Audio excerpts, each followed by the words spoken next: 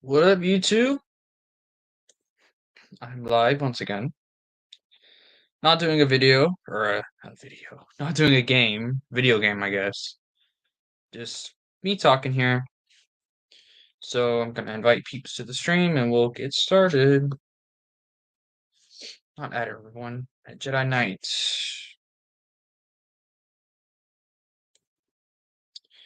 How's everyone doing?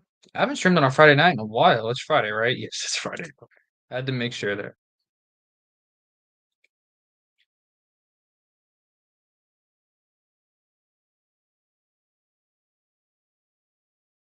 How's everyone been doing?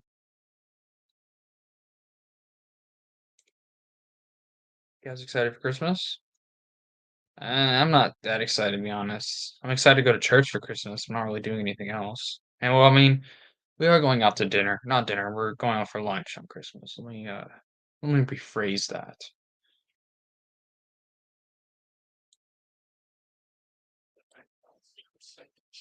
Let's wait for some peeps to get on.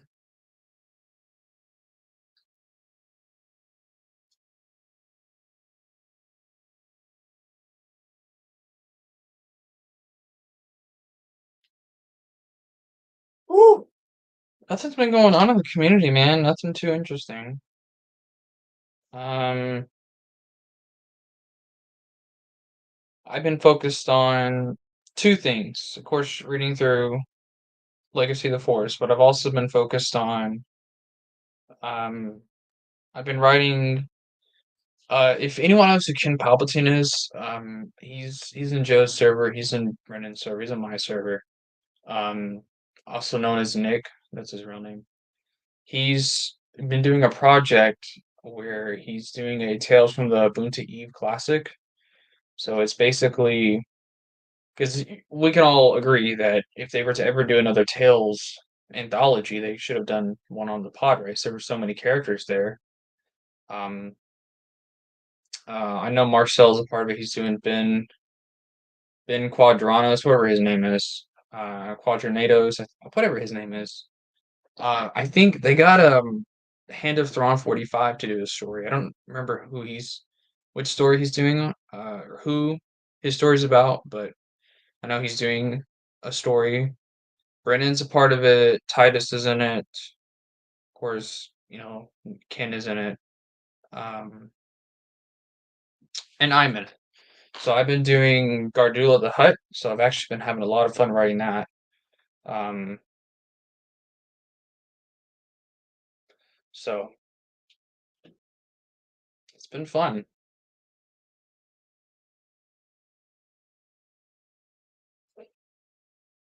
What else have I been up to? Really nothing else, to be honest. I mean, after Legends Con, after Supernatural Encounters, there's really not been much going on in the community.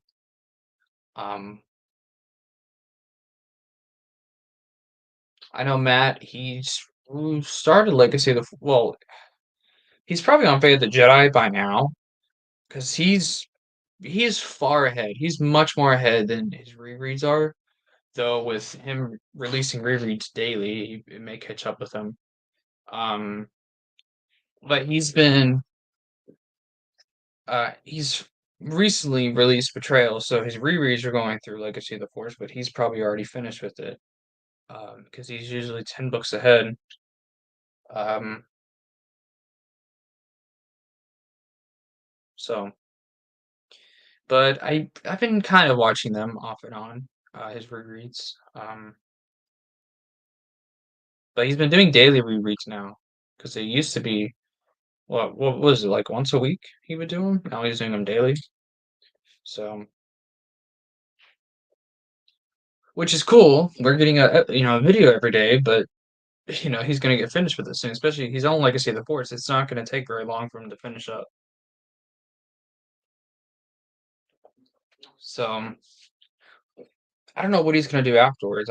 I've been wanting him to go through every TCW arc, at least every arc. I don't think he should do every episode, but at least do every story arc and review them. I think that would be cool. Um, I've also wanted him to go through the Western Game stuff because I don't know much about that. So it'd be cool to see him go through that. or just all the role playing stuff. It doesn't have to be Western Games, Western Games, Wizards of the Coast, and Fantasy Flight. So that'd be cool. I don't know what else he could do. Um, he could do more of an in-depth review of Ewoks and droids because he's reviewed them, but it was more of a general.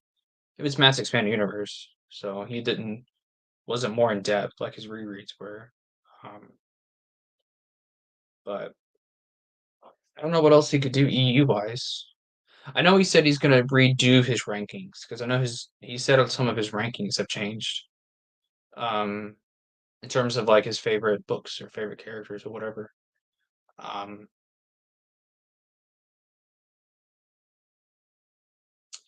so can't wait for that to come out. Got 3 people watching. I need to check the website because I have not been on the website in a while.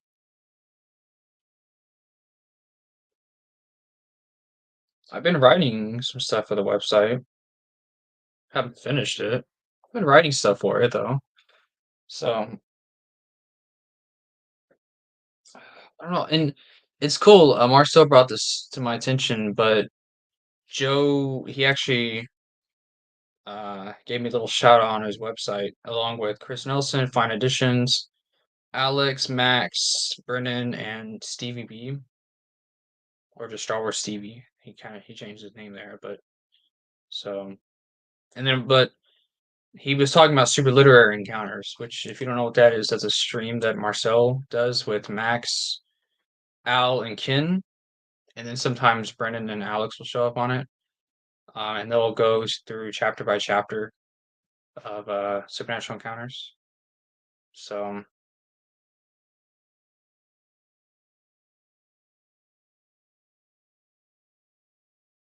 pretty cool.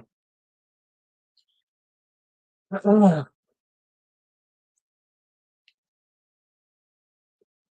wonder if Chris has uploaded a video yet. I don't think he has. It's been a while since he's uploaded. Yeah, 2 months ago was the last upload. But he's been selling off his EU collection. I don't know why. I don't know if he just needs the money or I don't know. But it is definitely a shame. Definitely a shame indeed. But I wish him luck. Oh, and something else came out. Someone I don't know who this person is. Their YouTube channel is called HoloNet, and they do EU stuff. Um, and they're making a show you guys the trailer for it. It's really neat.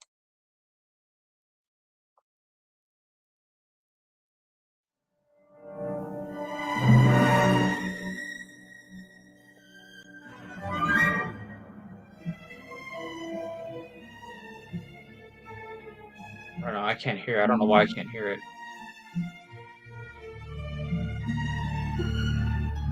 Scott's here now. Hi, Lance. I can hear it. What's up?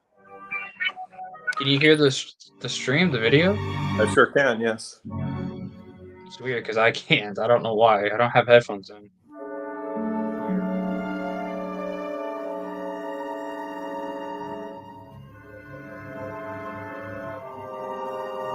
Well, this is cool, man. What is this? This person, he's doing a documentary on like the backstory, like the backstory is not the right word, but the lore from how the New Supernatural? Jedi Order came to be. Okay. So it just looks really cool. I can't wait for this to come out. So it's expanded Getting interviews universe? from do what? Is it expanded universe, New Jedi Order? Yeah. Okay. Oh, that's Zizine or Zizine. I guess I'm not even you up got to to be date. careful. They're using the same terminology, so you got to be careful what you're what you're looking at nowadays. I know, and that pisses me off, man. First it was Tales of the Jedi, now it's a New Jedi Order. Right. Yeah, that's pretty cool though. I'm excited for this. I can't wait for this to come out. When's it coming out? 2024. Okay. So I wonder what it is exactly. Is it focusing on each Jedi in particular from the New Jedi Order, or No, because it's talking about how the New Jedi Order was conceptualized, like how oh, they came up with the ideas that they have, like a behind the scenes kind of thing. okay, interesting. Wonder what his sources are. He said he was gonna pull interviews out from anywhere he could find them. So I can't wait for that. That's gonna be great. Yeah, yeah. It would be cool if he had some original sources that people didn't know about. Um, what's out there Or is nowadays. pretty well documented. I mean, I think the best source is that round robin interview CD in the back of the Unifying Force hardcover. Right. Yeah, I have that. It's in Yeah. the paperback too. Oh, it's in the paperback too. Wow. Yeah. Well, okay, my hardcover of the Unifying Force is the Science Fiction Book Club, SFBC. In Okay. fact, I have Unifying Force in that, Destiny's Way, Balance Point. I have a lot of SFBCs. Yeah, I have them all from New Jedi Order as well. And then I have the original books when I read them because I was never a member of Sci-Fi Book Club until after it ended. Um, I got all the books, so that was one of the hardcovers. I didn't normally pick up New Jedi Order in hardcover, but Unifying Force when it ended, like that was the finale. I definitely needed to read it first day it came out. Right. Yeah, I have the ones I'm missing in hardcover are Agents of Chaos, Dark Journey, Enemy Lines, Traitor, Force Heretic, and Final Prophecy. I have all the other books in hardcover, so I want the whole series in hardcover because it's my favorite series and it deserves it. That's the goal, but I don't have any money right now, so I can't look for it. But the hardest to find will probably be Force Heretic for sure. That's going to be difficult Yeah, that to sounds find right. for a good price. Typically the later ones in the series are the more valuable ones because there was probably less made of that. Everybody, started with Vector Prime. They picked that up, but not too many people probably ordered the last few books unless they read the whole series. So Right. It's gonna be rough trying to find those, man, but I can do it. yeah, yeah. I think it was cheaper for me just to get the whole series. I have some duplicates, but the duplicates I have are all early. It's like the first 4 or 5 books in hardcover, and then I just switched out like the dust jackets for the better the better version of the book and the better version of the dust jacket. So Do you have a Agents of Chaos duplicate? yes, I do. Is it a somewhat good quality? It's decent. It's not great, but it's decent. Yeah, Would you be willing to sell it? I'll give it to you, man. All right, bet. Yeah. Because yeah, that'll be a big help. You sure you don't want any money for it? No, no, Do you have the Just Jacket for it? I do. Yeah. Like I said, it's not in minty condition, but it's there's no Well, obvious. that's fine. Yeah. That's fine with me. As long as it's like I can open it up and read it, that's fine with me. Yeah. And if it's not like ripped to shreds or No, I if don't it's think it. decent, I can live with decent. Yeah, I don't think it's ripped at all. It's just it's older. Right, and that's I always prefer my books to look older anyway, Yeah. because it shows that there's been some love to it. Yep. But I'd be very interested in picking and getting that.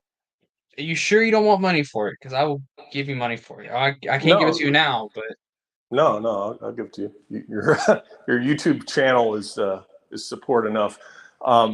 Do you need any of the other earlier ones, or because No, okay, the ones that I'll need are after Star by Star. okay, So I have all the others before Star by Star. okay, yeah, I'll send it to you. I sold some stuff to Alex as soon as he pays me. I got to send him those Star Wars Gamer magazines. I sold them. Cool. Yeah, I've been trying to sell some duplicates. Because I've been working on the house the 2 weeks I have off here, and I've been trying to work on this extra living room. It's kind of an extension of the house. I kind of used for storage previously, but I just got done painting it today, and I hope to like move some of the stuff out there to add some extra space. All right. So Here, I will send you my address. okay, yeah, don't send it over the over the YouTube. No, no, no, no. Yeah, I'm just gonna DM it to you. yeah. Don't worry. Are you at least gonna let me help out with the shipping? No, I got you, man. Don't worry. You sure? Yep. All right. I'll take it. Thank you, Scott. I appreciate it. Yeah, no problem. Very kind of you. That's a Christmas gift right there, man. Hey, Merry Christmas. But yeah, I've been trying to get rid of some of these duplicates, man, because it's like Chris was selling some stuff, as you are aware, and Yeah. some of the he posted a picture of the West End Games guides, and I bought a handful of them, like 12 of them, I'd say $400, and I upgraded some of my copies. Some of them like were the more obscure reference guides, like the what is it, the personal gear and weapons guides. Like I didn't have those. I didn't buy those. I didn't think they were important. But I figure, hey, I might as well round out my collection, just get everything. And so I upgraded some copies, and then I got some of the more obscure things that I didn't think I need. I decided, what the heck, I'm gonna add those so I have an absolute complete collection. Yeah. But yeah, so I was selling a couple of those, and what else? The gamer magazines, and there was something else. I forget what it was.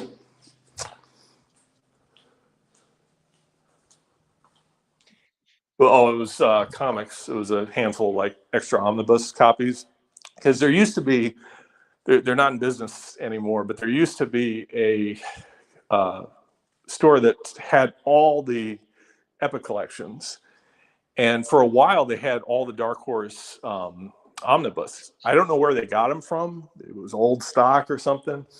And people picked through the more valuable ones, but I did get a couple of the Epic collections that were out of print. Unfortunately, they were put back into production as reprints. So now they're not $100, $200 anymore. But I did have duplicates of those that I bought cover price. So I'm trying to get rid of those just so I have more shelf space overall. Yeah. Man, I'm already running out of shelf space. I had a few months back, not a few months, about a few weeks back, I would say. I got I bought a brand new shelf, like a tall shelf, because my collection was on like three like half-size shelves. Mm-hmm. And I was running out of room, so I needed. Plus, I wanted some bigger shelves because I just wanted the collection to stand out more, and it would look better on some bigger shelves. And that's what I did, and I ended up filling two of them up, and I have like no room left on them. Mm. So Yeah, unfortunately, I don't just collect Star Wars things. So space is definitely at a premium. I collect the Choose Your Own Adventure books, like the original series. I have, I don't know, 50 of those or so. And then I have the Goosebumps Choose Your Own Adventures. I have a bunch of those, and just other like nonfiction titles. I have space Dang, for you should those. set up a if you want to sell all that stuff, you should set up like a Mercari account. You make a No, lot no, of money, man. I don't want to. I don't want to sell them. Just the Oh, okay. duplicates. Just the duplicates. It's like space is at a premium because I collect a whole bunch of racing stuff, and it's like Star Wars racing, trading cards. Never ends, man. There's like Like a always big more to collector. get. Huh? You sound like a big collector. Yeah. Yeah. I can Aaron see Mason. I can see why Chris Has, is selling this stuff because it's like you eventually get to a point where you can't appreciate it all. You just have like too much, and if it's not going to get looked at and if it's not going to be enjoyed, you might as well sell it. yeah, that makes sense. Naz, I had a question for you. What duplicates you have, Scott, for the omnibuses? It was Old Republic 2 and Rise of the Empire 1.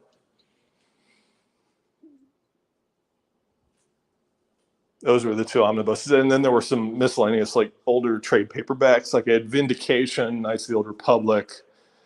I posted them in Brennan's Discord on the SW Deals page. So it was Vindication, it was Endgame, and I think that's it.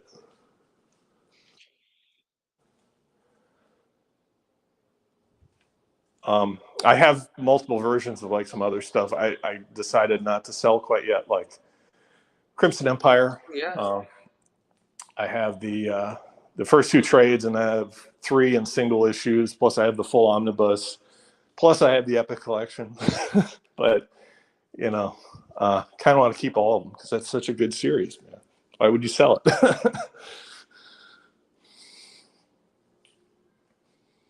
Oh, dang. Your Old Republic Epic Collection is kind of looks like is the spine not connected to the book? No, no, it has a remainder mark. So I got some of them. There were surplus Oh, stock right. because yeah, circa 2016 or so, I guess they had trouble selling Star Wars omnibuses or Epic collections, and for Mhm. whatever reason they overprinted them, and then eventually they got it corrected to now where they're selling and they're not they don't have any extras now because they're going out of print real quick. But that was one of the earlier ones where they had extra stock. So it's a remainder mark. It's just a black line on the spine. That's all. Got you. Because it looked like it was like disconnected, No, no, no, and I was gonna be like, oh, I don't know about that. no, no.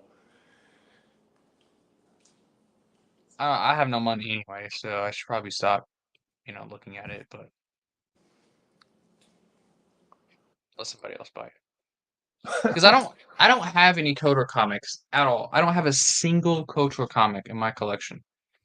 So that's a series I know I've been needing to work on since I mean I love the Old Republic and I haven't even read that series yet, but I kind of forget it exists. Yeah, I have all the Epic collections. Plus, I have that huge brick of a hardcover where they have Man, all of them, and it's like 3 inches thick. It's crazy. I wish I had the money at the time to buy that. But by the time I did have the money for it, it was too late because they were no longer being printed. Mm. I just kind of bought the reprints to support the continuation of them reprinting it because I wasn't sure, honestly, how long that they were going to do that. Now it seems like they're in demand enough to where I'm not worried about it. But Yeah. um, Yeah. some of them were pretty good too. Like the Droids and Ewoks one had the Ewoks Annual #2, which wasn't reprinted ever by Dark Horse. So, I mean, Marvel's Oh done a shoot. pretty decent job with the reprints. Can you guys hear me? I agree for sure. Yeah, I can hear you, NASA. Okay. Yeah, no, I wasn't popping up with the background, but yeah, that I did not know that hardcover had the Ewok annual because even the Ewok and Droid omnibus I got didn't have any of the Ewok annuals. So I might get that hardcover just for the Ewok annual.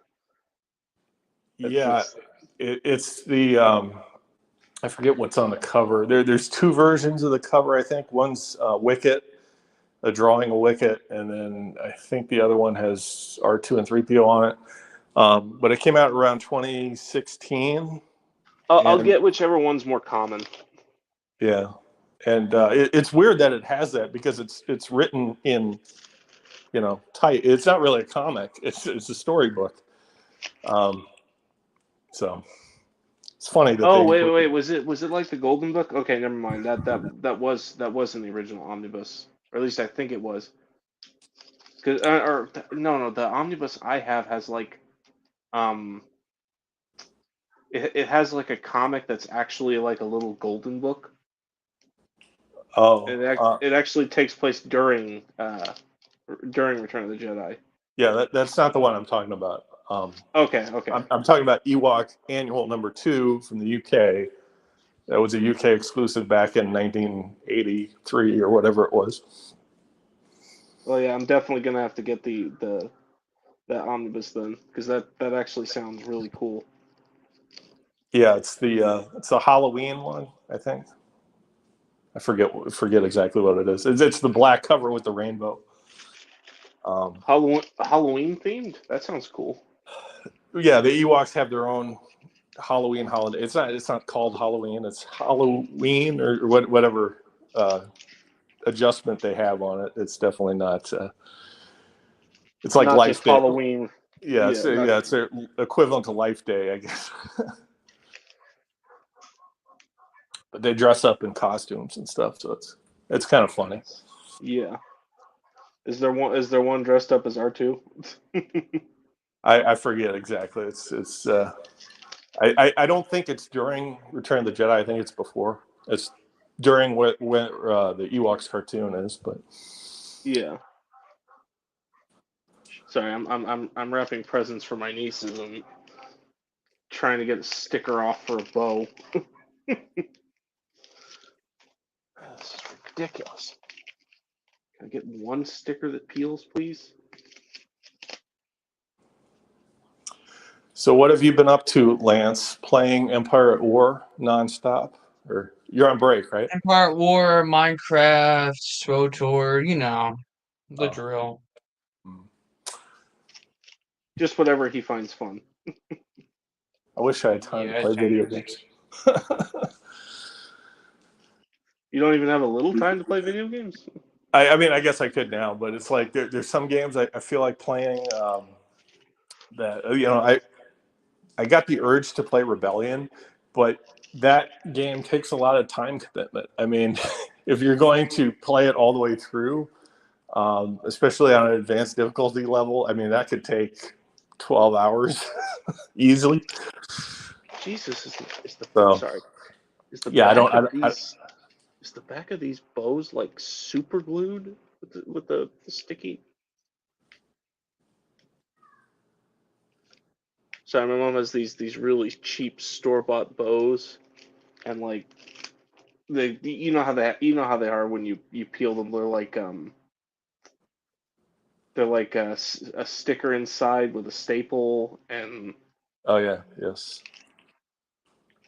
like I'm really trying to peel at least one of these because I've been peeling them all night, and just now on the last present is one of them giving me trouble. Just one. You could always take some tape and fold it in on itself so it's double-sided and stick it back. Screw it. Yeah, I'm gonna do that because this is getting ridiculous. Because I've tried on like 3 or 4 bows now, and each one.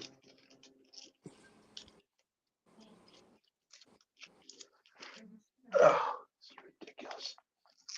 There we go. Good enough.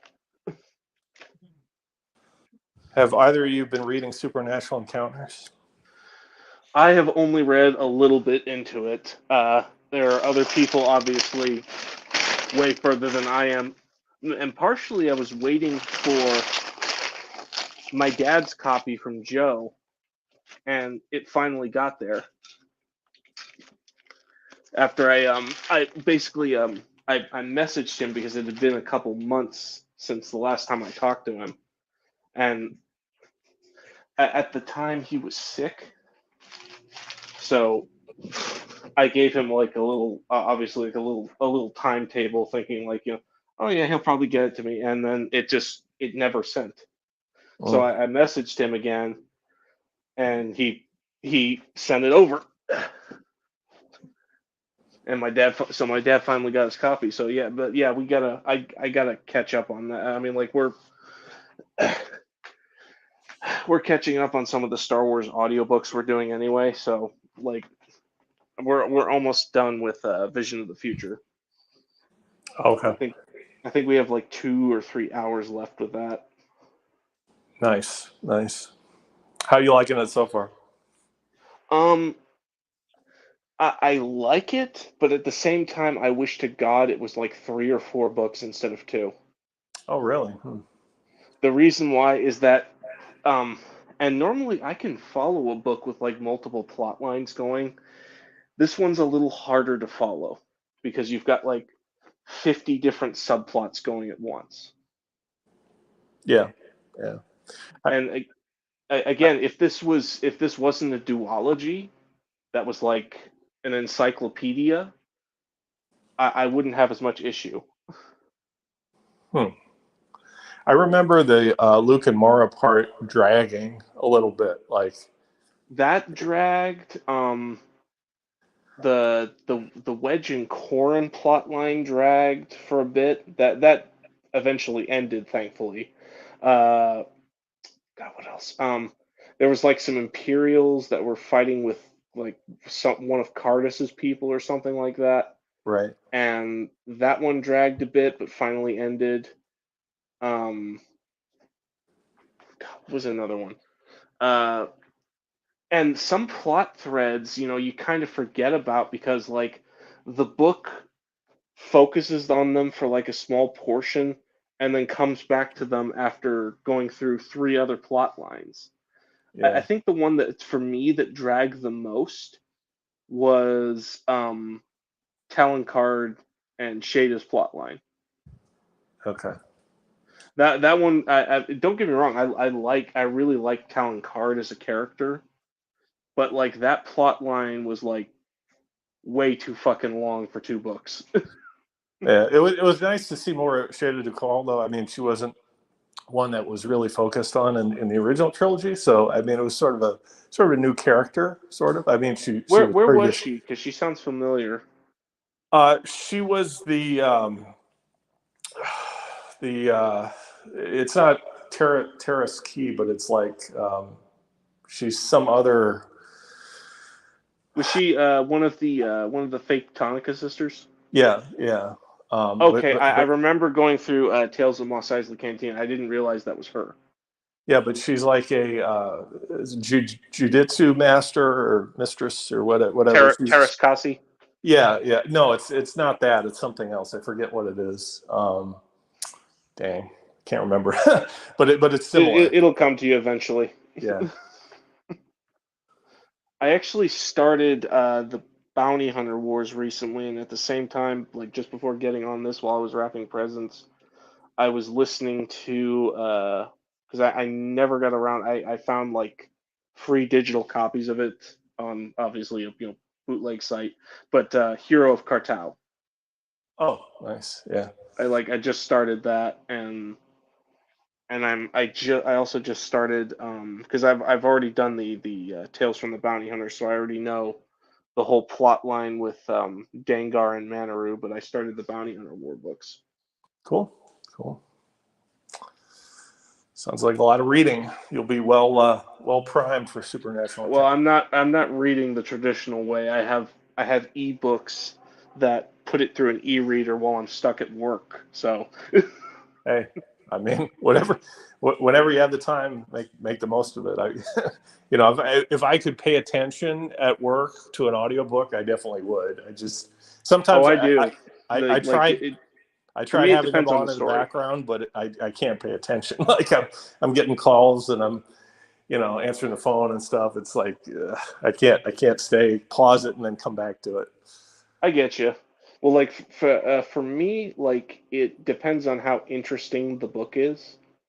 because like if it's a particular boring part, I'm still listening to it, so my brain is still absorbing it, but I'm kind of tuning it out a little bit.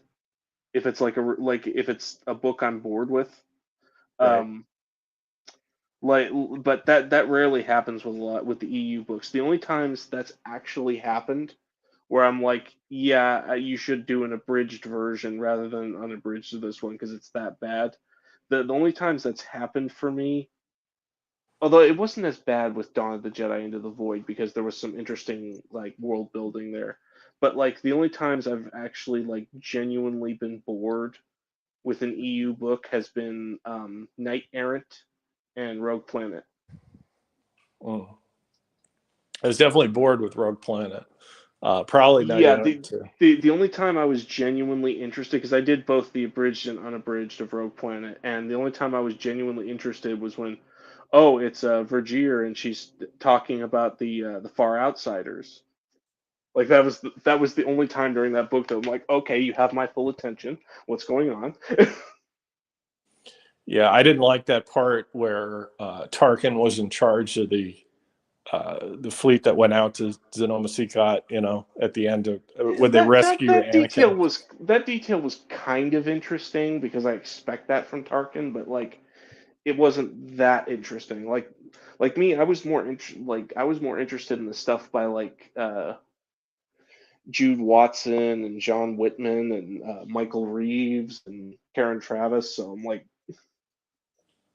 Yeah, but it's kind of, I mean, if I remember right, Anakin had some resentment toward Tarkin after that, and the fact that they get along great, that they're best buds, after the Clone Wars. I don't know. It seems wrong. It seems like he would have some sort of grudge against Tarkin after well, that. But no one says they were best buds. If you remember in Darth Vader in the Lost Command, Vader actually kills his son because the Emperor's like, yeah, if he's a traitor, kill his son and just say that the rebels on this planet did it, and that'll motivate Tarkin for our purposes.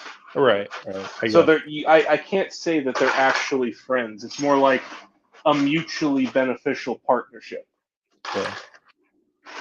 Because There, as long as Tarkin is focused on the job, Vader has no problem taking some semblance of orders from him as the Emperor allows. So that's true. I mean, it's pretty clear in Death Star that they're at least on good terms. The Death Star novel. well, yeah, mutually beneficial. Yeah, and Because then you obviously early on their relationship is rocky, but like after, and yeah, I do remember Death Star. I do remember them being on really good terms. and then you have that whole stupid episode or series of episodes in the Clone Wars with the Citadel and how like Uh, Tarkin's I like t- I the take TCW with a grain of salt. right, but it's so stupid. It's like he's portrayed as a young officer in the Republic Navy or whatever, but no, he's been in the Republic Navy since episode one or shortly after episode one. It just doesn't make sense. Yeah, I remember his short little cameo role in Cloak of Deception. He was like, Do and you, do that's interesting. That's an interesting topic because I always thought that I always thought that Finis Valorum and Wilhuff Tarkin were like looked kind of similar as in the way they were. So to find out that they're both from the same planet, Uriadu, I'm like, okay, it kind of makes sense now. yeah. They both kind of have almost this sense of pompousness, not as much as from it's not as much from Finis Valorum, but from Wilhuff Tarkin, you can see it clear as day. Right, right. Yeah. Do you remember what rank he was in Cloak of Deception?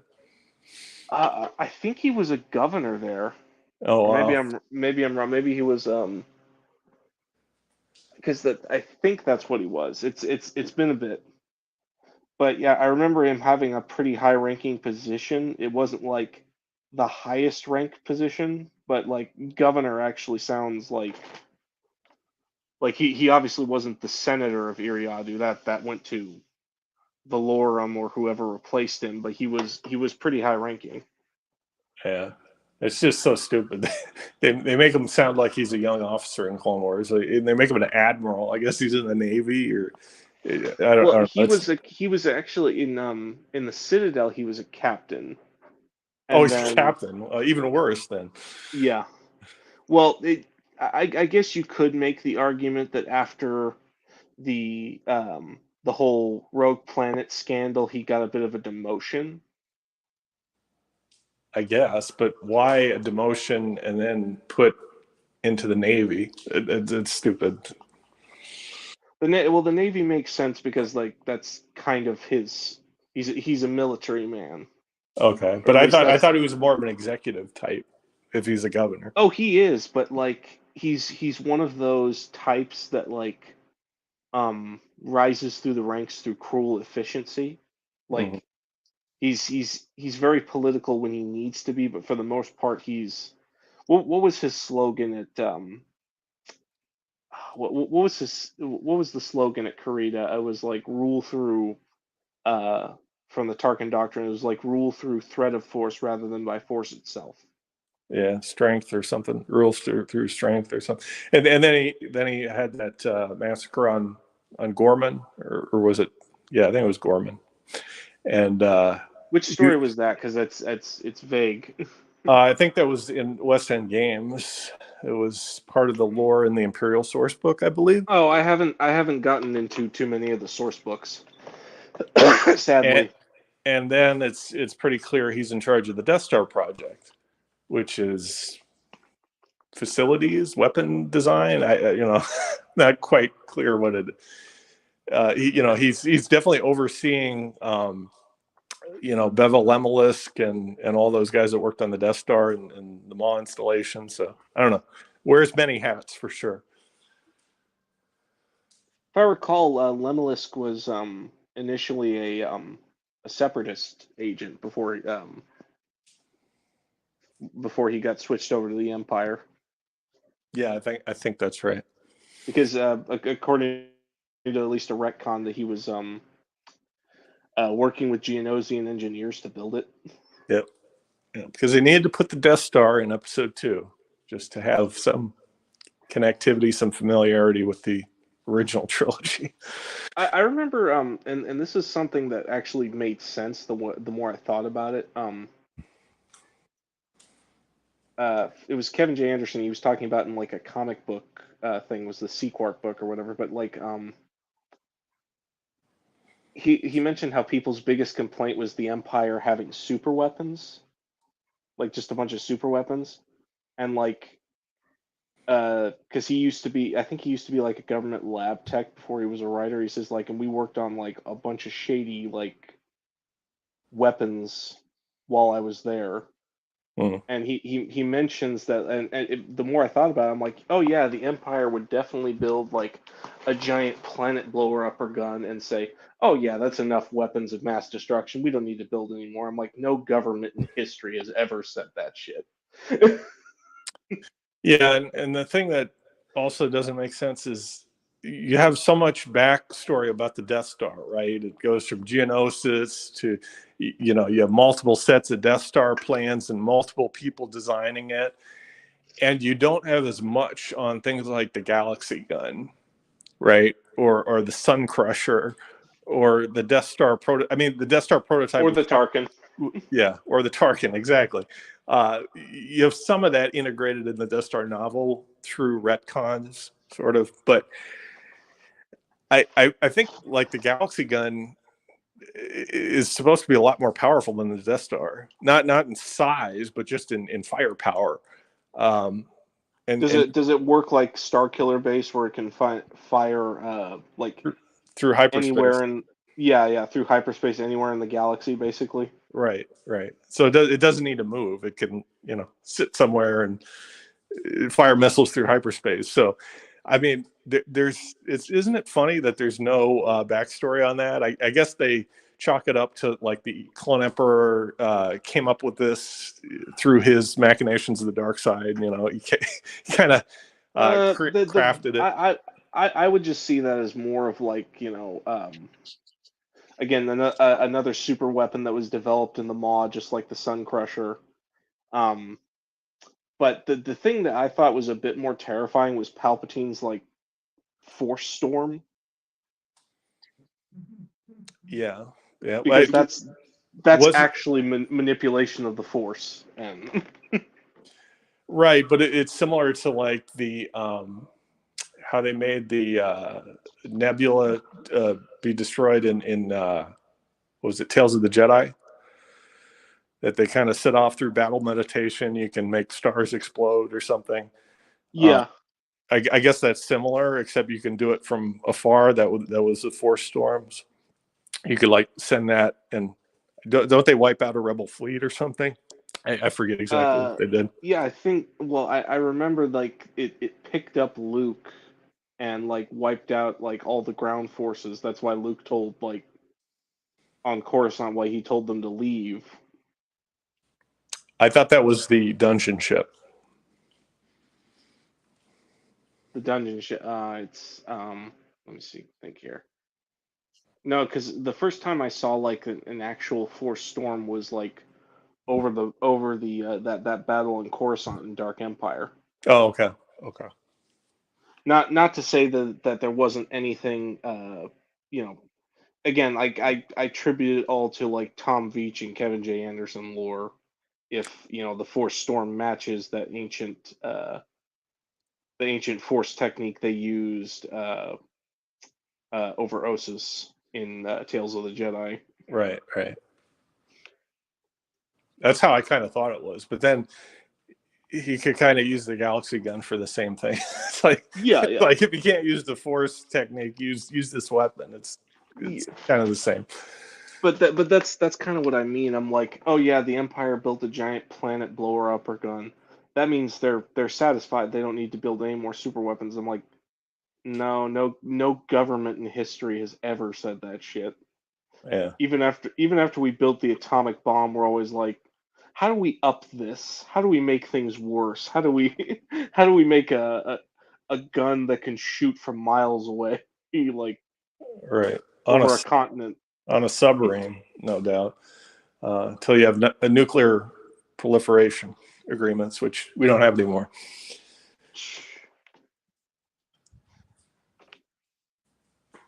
But Lance has been pretty quiet. Yeah, I wonder if Lance is still here. Lance, are you still here? I'm still here. I'm just being me, being quiet. Oh, don't be I quiet. know. I just didn't want to seem like we just took over with discussion. So I'm letting y'all take over. oh. By the way, to those who celebrate it, Merry Christmas. Merry Christmas indeed. How many people do we have watching now? One person. Oh. And they're Who's not watching? saying Is it Max? Could be. Remaining anonymous. The last stream I was on that she had, it was very lively. I'm like, well, this it makes me feel bad about Lance's. Was that the Supernatural Encounters discussion? No. She had like just a regular mundane everyday stream where she was like talking about like Legacy 2. Well, she has been going through the entire EU, and I think she's almost done at this point. So it's definitely fresh in her mind. I'm sure there's a lot to discuss with that. Oh yeah. Well, that makes sense. Like after you do like most of the EU, you'd want to look into like supernatural encounters and stuff like that. So yeah, and they have a panel of like 6 people. Marcel's been doing those streams. It's like amazing. Yeah, I've popped in on 1 or 2 of them, just saying hi, but mostly joking because I'm like I'm not this deep into the book, but I want to get deeper now, just from like the only thing I've done is like kind of skim through the book a little bit and look at the artwork, and the artwork is just like fantastic, like Yeah, beautiful, like just very professional indeed. oh yeah. It's a little Now like dark for my taste, but I guess Joe likes that style. I think he specifically wanted that darker tone, but it works. It works. Seems to work for the story. So, you know, good I deal. heard I heard someone like as I saw someone's like Reddit post of like a review of Supernatural Encounters, and like their description of it is like much of it was very biblical, and I asked the question, like I didn't ask at that Reddit, but I asked the question like, well, what's wrong with that? Oh, was it meant as a criticism? I think so, because like the person said that like George's story was very Buddhist, and I'm like, no, his story is actually like a mergence between Buddhism and Christianity. So Yeah, like I have noticed it just in the review of Marcel's streams that there are statements from the narrator that are moralistic, that are, you know, saying that, you know, this is not good for society, and you know, this can cause problems, and this isn't, you know, this is cause for all the strife and all that. um I don't know how I feel about that, but it's something you can just brush over. I mean, if you don't care for that sort of thing, just don't pay attention to it. well, the one thing I remember is that like every author kind of retcons a story, and you either like the retcon or you don't like the retcon. For example, I get why, again, like going back to the Spectre of the Past and Vision of the Future, like I get why Mara is calling out Luke about his past mistakes, but I'm like, as corrupting as those were, those past mistakes made Luke who he is. He would not be who he is had he not made those mistakes. Right. And I'm sure Mara Jade is no saint either. I'm sure she I don't know, caused a lot of damage in her the way the missions as the book Emperor's the hand. way the book kind of portrays her, it kind of gives her the moral high ground, Right. and that kind of bothers me that she has moral high ground over Luke. The thing that really bothers me about that particular part is just Zahn's writing. He mentions, he repeats what he says as far as descriptions of the location of where they are. He must say stagmites and stalactites 10 million times in that book. It's just I don't care for his descriptors of the environment. It's just kind of annoying. Yeah, and again, I like these books, but like I wish that they were like a trilogy or a quadrilogy instead of a duology, because the amount of story, and you can tell like a lot of like important bits, like because even Michael Stackpole confirmed this at Legends Con, was that like um Tim would consult with, like Timothy would consult with him on like, was do you would Core and Horn do this, would they do this, and Right. he would tell Timothy, because again they've worked together a couple times in the past. He would tell him, nah, that's not something Corn would do, and then Mm. he would say, Booster wouldn't say that, so make sure he says this. And so yeah, like obviously Zahn did his homework, and the my own, again, my whole spiel as far as this is concerned is like, again, I think Mara and Luke go well together. I think they balance each other out well, but it seems like Zahn in that book has a bit more favor. I get it because it's his character, but like a bit more favoritism towards Mara. Yeah, yeah, definitely. I don't like her character at all. It's just I have so many problems with that book. It's just I know she has to end up with Luke at the end of, at the end of the story, that they have to Yeah, get married, but she works as a smuggler, and as kind of an underworld character, and as the Emperor's hand, as a spy, as an assassin, and then she kind of takes this moral high ground in this book, and it's just, to me, she's a totally different character. She doesn't really have any animosity toward Luke, and I guess she gets over that, from the first Thrawn trilogy, but I don't know. It's just it doesn't seem like the same character to me. It seems to be inconsistent. Yeah, again, it's a minor nitpick It, that I have. Keep in mind, I have kind of the same problem with the Darth Plagueis novel. Um, I think I've talked about this before, but like most of like the EU references in the Darth Plagueis novel are really good, like really well connected, except for the one that relates to the Ron Mars comic.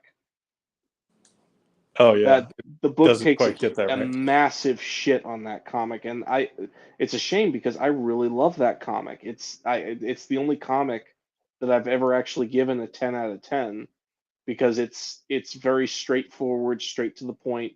The art is really nice. Maul doesn't say shit unless he, like unless it's important, Right. and Unlike Clone it's Wars. yeah. It's like the book was like it was simple. It was straight. The comic was simple. It was straight to the point. And the way Darth Sidious is portrayed in that scene. Now, keep in mind, Darth Sidious is a villain, but the way they portray him, he's like a complete asshole to Maul. Right. Like unnecessarily an asshole. Like in the comic, when Maul receives the injury, he asks him, he's like, "Oh, you hurt your hand." He says, like, what did you learn from this? Like, there's no pain where only strength lies. And I'm like, that's perfect. Like his tool already learned the lesson. In the Darth Plagueis novel, he reprimands Maul and even says, you're unworthy of being my apprentice, over a cut to the hand. Yeah. Yeah. And even Plagueis, after him and Maul talk about it, like in the aftermath, Plagueis is telling him to take a fucking chill pill Right.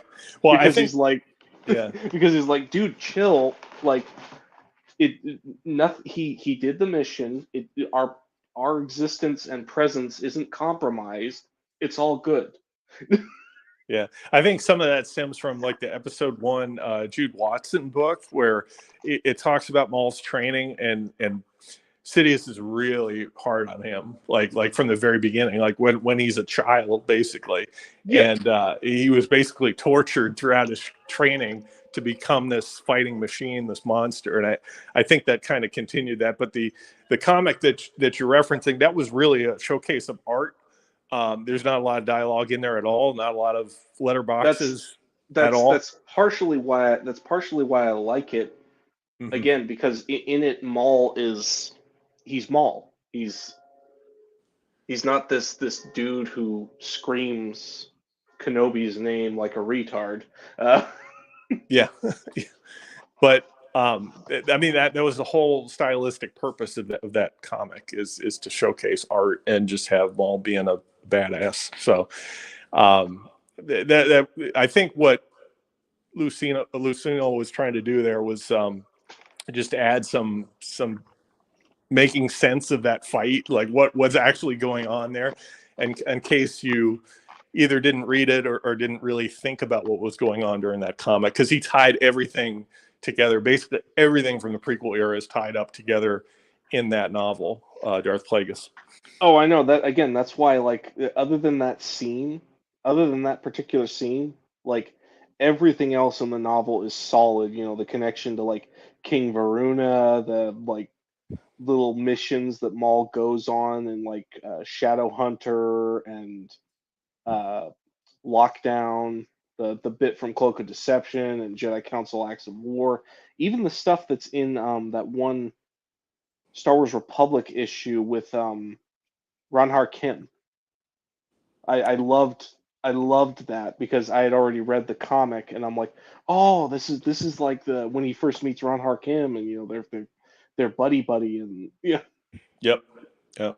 That he makes sense of everything. He doesn't leave anything unchecked. So Well, props that's to why him. I think it's like one of like the best nuggets of the expanded universe ever because like just by going into that novel, you can connect so many things here or there like oh, this is a reference to this. Oh, this is a reference to this is a reference to this. So And I always thought that was kind of interesting the way they particularly with like Jedi Council Acts of War, one of their original ideas for the clone army was the concept of using the Yinchori, Hmm. and then they abandoned that idea because like no, these guys are kind of dumb. They wouldn't make a very good clone army. Uh, Yeah, but they do use that site for the Royal Guard test or training planet. So oh yeah, no, but that was years later. yeah, But yeah, so but yeah, that's what I mean. Like just like other than that scene, and again, there's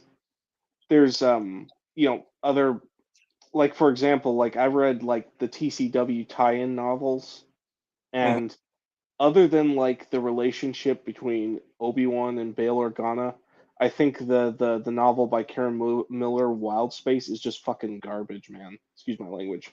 yeah. It's a garbage book. It's like I I I I still don't understand how Wilkins can like it. That's Well, I think it's not as bad as the others, except for No Prisoners. I've heard some people say that No that's their. Prisoners is great. Yeah, I've heard some people say Wild Space is their favorite book. I have heard that from more than one person. Um, I like from the very beginning where it says Anakin gets knighted 6 weeks after Geonosis or whatever. I mean that just ruined the book for me. But I can Yeah, understand that. I got that retcon because it was in relation to the Filoni series. I got that one. But and yeah, that is, and even I think they even mention it in like the Gambit duology that followed it. Obi-Wan felt that Anakin was knighted too early, which was an interesting tidbit to add to those books. But like Right. there, I just had a lot of problems with that book. Like I get that Yoda had just lost a bunch of Jedi, but like he's like reprimanding Obi-Wan for having like kindness towards Anakin, and I'm like, this ain't fucking Yoda. Who wrote this shit? Like that was the first thing. Yeah. And then the second thing was Obi-Wan telling Padme to stay away from Anakin, and I'm like, dude, it wasn't in the Revenge of the Sith novel where like Obi-Wan kind of knew that there was something going on and just pretended. It was in several novels. It was in Yoda Dark Rendezvous. He sees that he's messaging Padme. I mean, it's pretty well documented throughout. I think even in the Republic comics, it's mentioned a couple Yeah, times. I know, and in I remember that detail in Obsession. Yeah, Obi-Wan literally tells Anakin, "What you do on your off time is your business. Who you hang out with." Like again, Obi-Wan, like he's cool with it because he trusts Anakin. He's like, "I know you'll make the right decision when the time comes." but Like it that's also in reference to Yoda. I mean, I think there's one occasion Obi-Wan mentions it to the council, like Anakin's probably with Senator Amidala or something, and they all kind of know what's going on there, but. Yeah, it's cat's out of the bag, and I well, guess I know Jedi are kind of okay with just like casual sex. well, I guess not in the Clone Wars. Filoni, it's different. I mean, it's a different story. It's a different version of events, but it depends on what version you're talking about, I guess. Yeah, and so that was a problem. That detail, the Yoda detail. The worst one is the character assassination of Palpatine in that book, though. Hmm. There's absolute like Palpatine is a fucking idiot in that book. And Wild Space. Yeah, the first detail is like because they were sending Anakin to Cothlis, Mm. like um he was like super duper pissed off like with the way his monologue is like, no, you're going to waste him. I have plans for him. And the way it works, the way the book seems to portray Palpatine is like he's trying to hinder the Republic at every turn, and I'm like, no, that's not how Palpatine works. The whole point of the war is that a proxy so that he can turn the Republic into an empire. He's not rooting for the separatist victory. That was never the plan to begin with. Right. And then the worst thing ever, and this is like complete denial of his own stupidity, is so he sends Obi-Wan and Bail to check out the planet Zigala, which has like a Sith shrine full of like Sith artifacts. And when of course they Obi-Wan and Bail crash land, and that's when they go through the start of the rocky friendship, and then there's like this Sith holocron that keeps telling Obi-Wan to die Jedi, like that sort of thing, Right. and it's Yep. weakening him and slowly killing him. Mhm. But basically, Palpatine sent them there, and doesn't even like send Dooku to do like a cleanup job to take them out, Right. make sure they're dead. And because of that, Obi-Wan and Bail are able to destroy the Sith temple there with all those Sith artifacts. And Palpatine gets mad that this shit brain plan failed. And he's like, well, why didn't Tyrannus of his own accord go over there? I'm like, he doesn't know that they're fucking there. Well, Palpatine's never been smart with holocrons. I mean, even in Dark Empire, he's like, this holocron has all the secrets to defeat me. I'm gonna leave it right here with Leia in the I room. know, but like this isn't like a mistake. Like I can forgive that mistake because Palpatine's latest clone is dying, so he may not be 100% thinking rationally. But this Right. isn't even the clone body. This is normal, regular, average body where Yeah. his mind should be like the sharpest. He's not dying or anything, and he's just. I'm like, why are you? How are you this brainless? Like, how are you not thinking about this? Or the holocron Like, and Shadowhunter. What's up, Dylan? How you doing?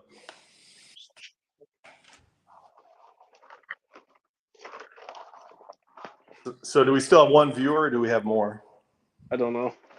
The Holocron and Shadowhunter, I think that was like a different story because like Maul is the one that made him become aware of that, right? Or shit, it's been a while since I went through Shadowhunter. I don't remember.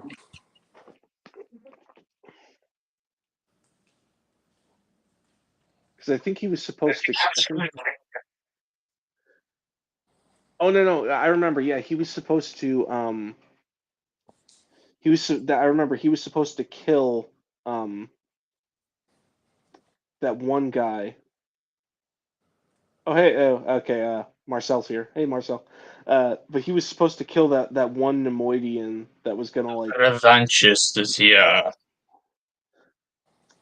See, that's Marcel's presence makes Lance speak up for once. Like Lance yeah. has been quiet for the last 20 minutes. I'm very But quiet. yeah, the mission was not the holocron. The mission became the holocron after Maul had informed Sidious about it. Oh, okay. Yeah. The original mission was to kill. I wish I could remember this fucking Nemoid. Excuse my language. I wish I could remember this Nemoidian's name. Because he was in Cloak of Deception as well. He was part of Newt Gunray's inner circle. Right. Is the other there's a couple of viceroys, right? Well, there was Rune Hako, Dolte Dauphine, and this third guy again. I'd have to actually just look at. He's the guy that dies in Cloak of Deception. Actually, he's not the guy that dies in Cloak of Deception. That was a different guy. Oh, No, really? he dies in Shadowhunter because in Shadowhunter he's trying to sell he's trying to sell information about the coming blockade of Naboo. Oh. And like the secrets and the plans and like even like Darth Sidious's identity, well not actual identity, but the fact that Sith Lord is involved. Right. So that's why he sends Maul to take care of it. And along the way Maul discovers the Sith holocron. Oh yeah. And he's like, that sounds more familiar. It's been forever since I read Maul Shadowhunter. That's And he was like, oh master, I completed the job, but like this one information broker, Lorne Pavon, he has the Sith holocron, mm, and he's like, oh well, go get the holocron, kill anybody who gets in your way. yeah. But yeah, no, in Wild Space, Palpatine is just an idiot. Like, I'm like, who wrote this? Like, who wrote this version of the character? Dave Filoni. No, because even Dave Filoni's was not this bad. I don't know. It was kind of weird about like the Zillo Beast, and there were some weird parts of that. The Zillo Beast was just like a reference to Godzilla, so that didn't bother me. Yeah, but it was kind of Palpatine's idea to unleash it on Coruscant or something. I don't know. It was very bizarre. I remember because somebody I can't remember who told me it, but like George Lucas was a fan of like the worst arcs of that show, like the droids arcs. I thought And the I'm like, droids arcs were pretty good, actually. that duology one with like they're going into weird worlds underground and tiny people. I'm like, that was kind of interesting, but I was not a huge fan of like the droids one with that little midget colonel. Yeah, that The little and the frog. one where they get something for Padme's birthday cake or whatever they were doing. That was wild. That one was I think that was meant more as build up. Yeah, and R2 went to like a day spa. Yeah, which is very similar to one of the droids' 1980s episodes. Very similar. Is it the Great Heap? I think it might be the Great Heap. Don't tell me George loved the cake topper episode. No, it was where R2 goes to like a day spa. There was a similar situation in one of those cartoons. I think the Great Heap was actually a droid harem. Yeah, but I mean, you had a similar environment there where they had like a pool, which is kind of weird because it makes me ask the question: can droids even have sex? Like, apparently.